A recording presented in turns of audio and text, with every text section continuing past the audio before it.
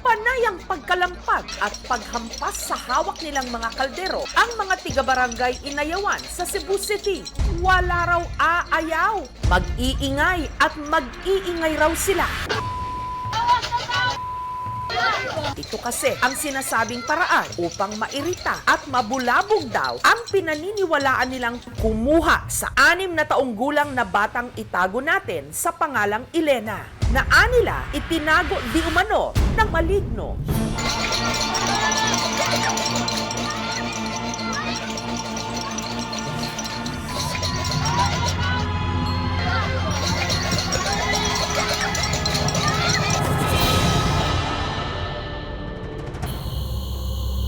Kwento ng ina ng bata na si Genevieve, alas 8 ng gabi nung napansin nilang nawawala si Elena.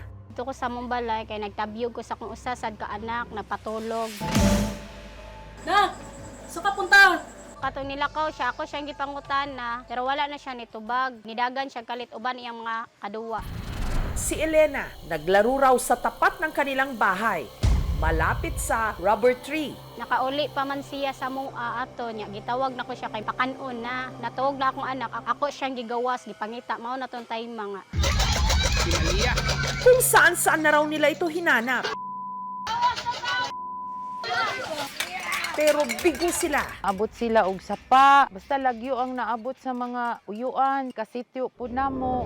Alas 6 pa ka pinawa ang bata. Mag-alas 10 na pa daw kung pagipamukit eh. Hindi pa raw nakatulong kina Genevieve ang kanya-kanyang hinala ng mga kapitbahay. Kinidnap ang bata. Baka pinagtripan ng mga adik. Kinuha ng engkanto. Pagka-oras atong pagkakuan na, itabua. Gingnan na gikuan na. Ati, gawas na taon ati. Kay may nakauna na nga among ipakuan, subay.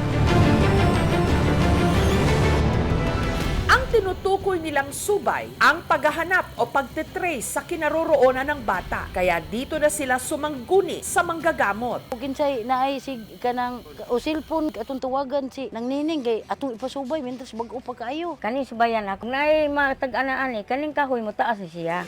Pangayuan mig kuan niya pangalan sa bata nga nawa. Nya pagsubay na ako nga mao na ang bata. Nitaas man ni ang kahoy. Wala akong manamaan ato nga ang nagtago na ato niya. Dili gid nako. Naara na diha, gitapigan na pagsaba-saba lang mo to ang mga siglingan jud tanan der. Halos buong barangay nagbayanihan sa pag-iingay. Walang humpay nilang pinagahampas ang mga bit-bit nilang kawali at kaldero sa pag-asang maririndi ang sinasabing maligno para raw ilabas na nito ang bata.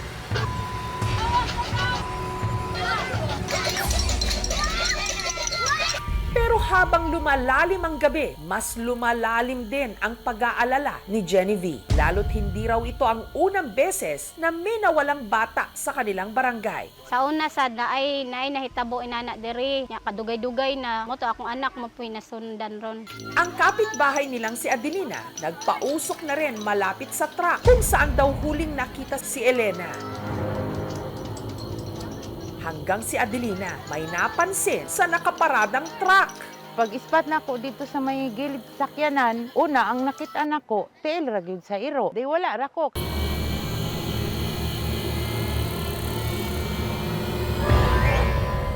Pero lain man gyud ang akong lawas atong higayon na, murag nanginit, unya murag na bitad sa ako ang buhok diri sa likod.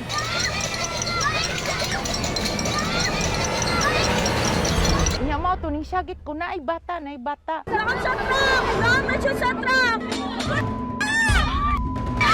Pagkakita nako sa bata, ang itsura gyud niya kanang itong kayong ang iyahang nawong, ang iyahang mata pula. Ako di man jud kumutuo kanang gitago-tago, maligno-maligno, pero katong time lahi gyud ang akong gibati. Ako na yung nagbuhat, nagdadali akong pumunta sa maraming tao. Hindi siya umiyak, parang mukha ng aso na parang galit. Yung kanyang mata ay maitim, parang ng putik, pero hindi siya basa. Abo, yung mga abo. Galing sa lupa, hinila ko. Gika na mig barangay pagkataw-taw diri na mi pauli. Tahos man mi kay ngita pa mi kay naman mi nadunggan lagi nga nanawag pa sa iyang pangalan. Abangan mamaya! 6 na taong gulang na si Elena mula Barangay Inayawan sa Cebu City. Halos 2 oras na nawala.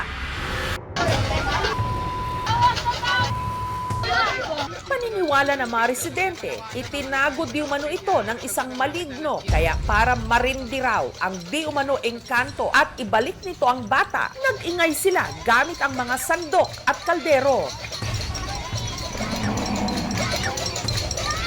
At makalipas lang ang ilang oras, walang kung ano-ano, biglang lumitaw si Elena.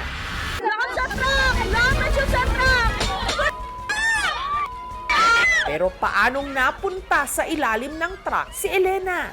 At totoo nga bang may kumuha sa kanyang maligno? O siyang istorya nga, ati asa de kagikan. Nanibiran ako.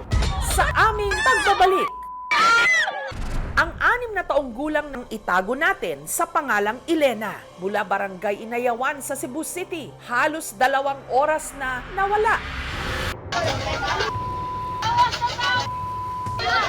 Paniniwala ng mga residente, itinago di umano ito ng isang maligno. Kaya para marindi raw at ibalik nito ang bata, nag-ingay sila gamit ang mga sandok at kaldero.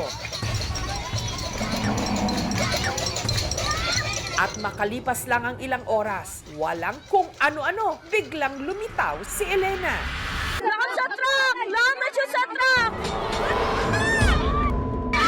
Hubaga sa yung diri, mata, kay hagbayan naman dito siyang hinilak sa kanmulo pa siya gipangita. Ako, di man dyan kumutuo ka ng gitago-tago, maligno-maligno. Pero katong time, lahi dyan ang akong gibati. Si Elena, ikwinento ang buong pangyayari. Naglalaro lang daw siya sa may truck nung may di umano humila sa kanya. Kung kububutang sa ilalong truck, di man makita yung nangkay, yung mga gitabunan. Kuman ato kay, iya ko gisod sa ilang balay. Dako ka ilang balay nga indot. Padumdum ka kuan ka sa silingan na nato ang nakuha nimo, dili madako kayong tao niya. Makiduwa niya, 3 ka lalaki og 1 ka babae, dako kayong tao. Ipaduwa ko na sila. Nakadungog ko sa ilang tingog niya, napaaso sila. Alam na sad ko kay, masaba man ko, ilang kupat yun. Ayon sa manggagamot, ang di umano tirahan ng sinasabing maligno, ang puno raw ng goma, ang rubber tree malapit sa truck kung saan nakita ang bata. Agta daw. Sa una, kanang kahuya, nagpuyo din ha tigulang. Base sa istorya sa tigulang, pirmi na niya ginahalaran. Daga birnis, kaya naapod sila na matikdan din ha. Ang agta ay isa siya sa kategorya ng mga kapre. Malaking mukhang tao naman, pero twice yung kalakihan. Mahilig din siya na tumambay sa mga puno. Through the years, nauulit yung pagkukwento. At itong pagkukwento na ito ay napupunta sa kamalayan natin. Si Aliyah, anak ni Kulot, so binibing, so ganyan palawa mga tayo sa kapenya. Kapag may nangyari na hindi natin maipaliwanag, bumabaling tayo doon sa supernatural. Samantala, hinanap din ng aming team ang driver ng truck kung saan nakita si Elena. Wala yung milabot anak kay nangatulog naman mi anak hitabo agad. Buntag na kay ko kabaloan na nga nadi na wala nga bata. 2 years na gid mi diri nagka-park diri kay first time pud to na nahitabo nga bata na wala. Yung mga CCTV natin for now nandito pa sa mga major roads talaga natin. Wala nilang ma-trace yung bata na lumabas sa daan. Medyo madilim yung area diyan kasi hindi pa talaga marami yung mga poste doon. Wala naman tayong nakita na foul play doon sa pangyayari. Wala pong indikasyon na gustong dumukot sa bata o magtatago. Yung L-truck na nakita natin na doon po nakatago yung bata, doon nakatulog.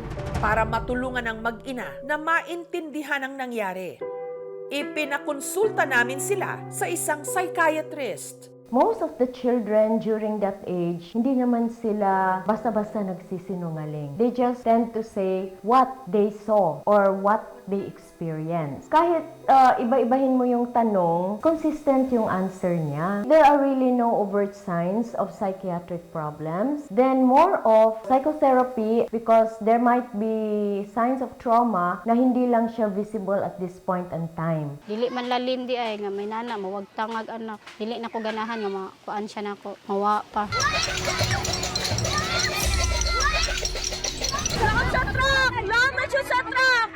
totoo man o hinding may malignong kumuha sa bata sa Cebu, isa lang ang sigurado. Mga bata, makinig lagi kina nanay at tatay. Pagkagat ng dilim, huwag nang lumabas ng bahay para malayo kayo sa anumang uri ng panganib.